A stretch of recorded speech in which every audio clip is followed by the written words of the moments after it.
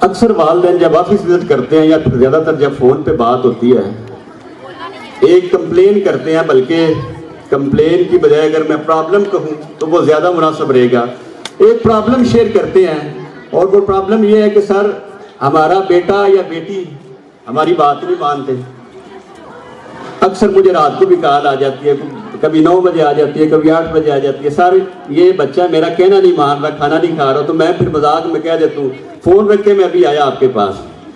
بات یہ ہے، اور یہ بھی میں بتاتا چلوں کہ زیادہ تر کمپلین ان بچوں کی ہوتی ہے جن کی ایج کو 10 سے 13 سال کے درمیان ہے. اب 10 سے 13 سال کے بچے کا بات نہ سننا، بات نہ ماننا، آپ کی بات کو بادر نہ کرنا، پراپر رسپونڈ نہ کرنا اکارڈنگ ٹو یور ایکسپیکٹیشنز، اور اس کو پھر اس سینس میں لینا کہ ہم تو اس کے ماما باپ ہیں، ہماری تو اس پہ سپرمیسی ہونی چاہیے، اس کو ہم سے ڈرنا چاہیے، ہم اشارہ کریں اور اس کی ٹانگیں کانپ دیں. اس سے زیادہ اہم یہ بات ہے کہ آپ اپنے آپ کو اس وقت بچوں کی جگہ پہ رکھ کے دیکھیں ہمارا بیٹا یا بیٹی کیا چاہتا ہے، ہمارا بیٹا یا بیٹی کیا تھنک کر رہا ہے. دیکھیں اس ایج میں بچے کا بات نہ ماننا، بات نہ سننا، اس کی ایک ریزن ہے. اور ریزن پتہ ہے کیا ہے؟ ریزن یہ ہے کہ اس کے ماما یا بابا نے کہیں پہلے سے اس کی بہت زیادہ پولیسنگ کر دی ہوئی ہے. میں خود ایک باپ ہوں، اللہ تعالیٰ نے مجھے 4 بچوں کی نعمت سے نوازا ہے، تو میں بتاؤں مجھے اس بات میں ذرا برابر بھی شک نہیں کہ ماں باپ کی پولیسنگ 100% نیک نیتی بھی ہوتی ہے. اور ہماری پولیسنگ کا آبجیکٹو جسٹ ایک ہے کہ ہماری اولاد میں بہتری آ جائے، ان کے ایجوکیشن سسٹم میں بہتری آ جائے، ان کے لرننگ پروسیس میں بہتری آ جائے. لیکن ڈیئر پیرنٹس، سامو ہمارے بچے جو ہماری بیجا پولیسنگ ہے اس کو اپنی پرائیویسی میں انٹرویژن کے طور پر ریسیو کر رہے ہوتے ہیں، اور آہستہ آہستہ آہستہ آہستہ آہستہ سامو وہ ہم سے گرنا شروع کر دیتے ہیں. اور پھر وہی لیول آ جاتا ہے کہ ہم کہتے ہیں ہمارے بچے تو ہماری بات ہی نہیں سنتے، ہمارے بچے تو ہماری بات ہی نہیں مانتے.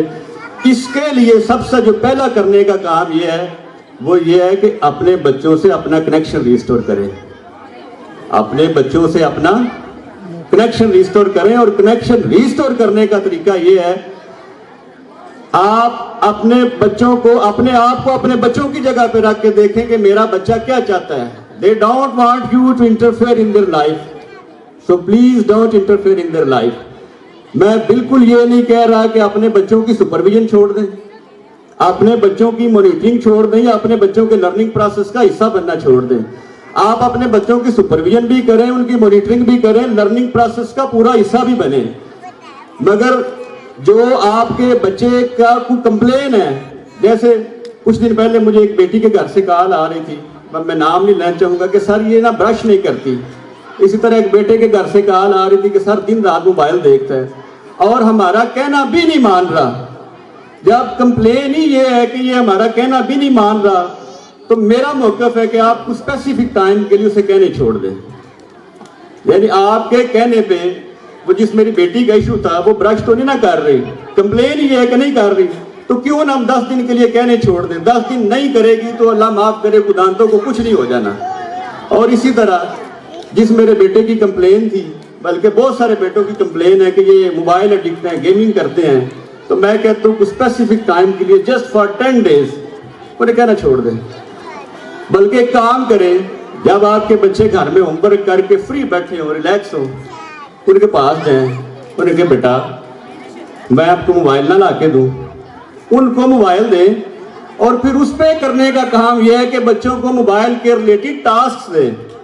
دیکھیں یہ جس ایریا میں اسکول ہے دلاور چیمہ، ایک دیہاتی علاقہ ہے، بہت سارے لوگ فارمنگ کی فیلڈ سے منسلک ہیں.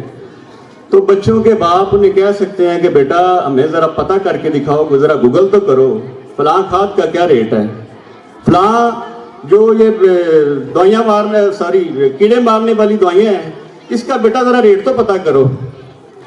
آپ اپنے بچوں کو کہہ سکتے ہیں کہ بیٹا ذرا ویدر والی ایپ پہ جا کے فورکاسٹنگ کا تو پتہ کرو، 2 دن کے بعد بارش ہونی ہے یا نہیں ہونی، ہم نے اس لحاظ سے اپنی پلاننگ کرنی ہے.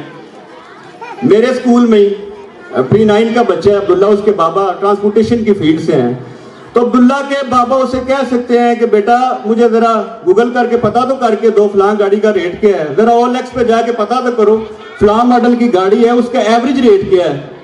بیٹا ذرا پتا تو کرو، میں نے مہینے بعد گاڑی کا آئل چینج کرنا ہوتا ہے، آئل کا کیا ریٹ ہے؟